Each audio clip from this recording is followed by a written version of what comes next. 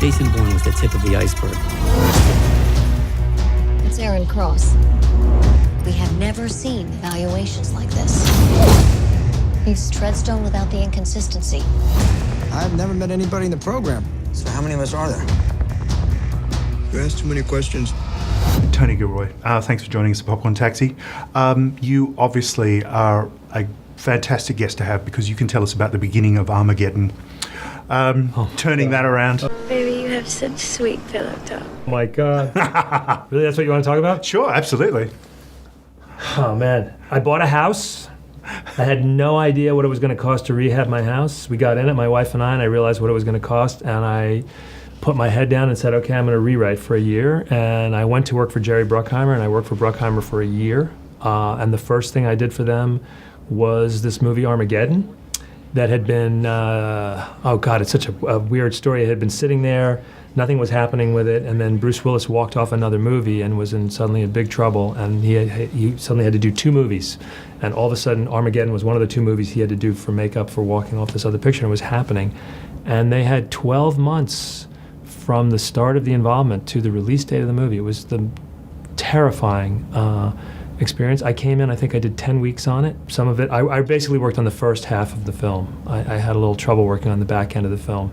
But I worked on the first half of the film. I think there probably were 10 writers that worked on that movie. It was a real relay race, chain gang kind of Hollywood experience.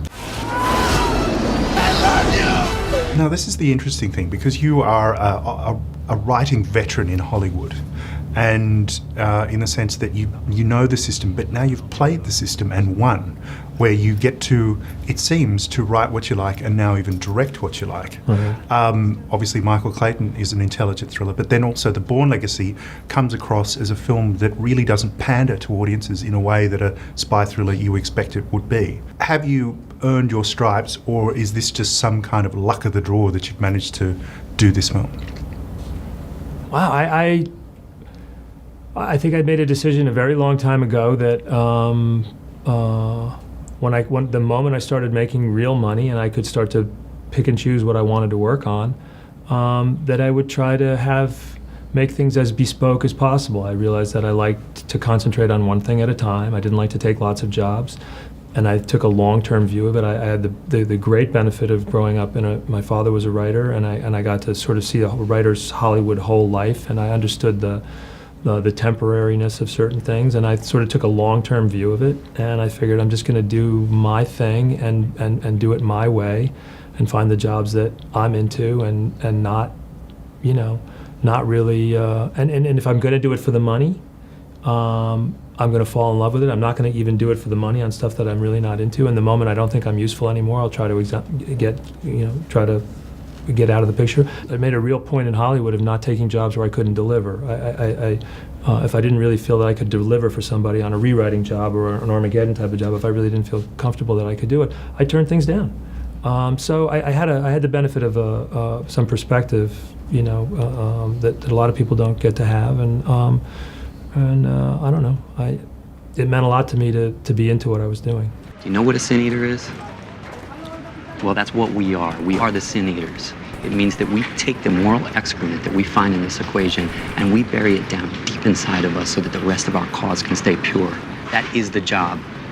We are morally indefensible and absolutely necessary. Now, as a flourishing scriptwriter, do you see yourself as a problem solver or a storyteller or perhaps something else? I want to be, in screenwriting, I think as a director, I will always be figuring it out. I'm not sure I'll ever have mastery as a director. I feel mastery as a screenwriter. I feel that there isn't, it's an area where I feel there isn't anything I haven't tried to do. There isn't anything I can't do. I want to be the complete screenwriter in a way. I feel I have mastery over that. I did it for 30 years. I feel really in control of that. There's nothing about it that scares me. Directing is a constantly. I think if I have the opportunity to make another 5 or 6 pictures, I think I'll still be figuring it out.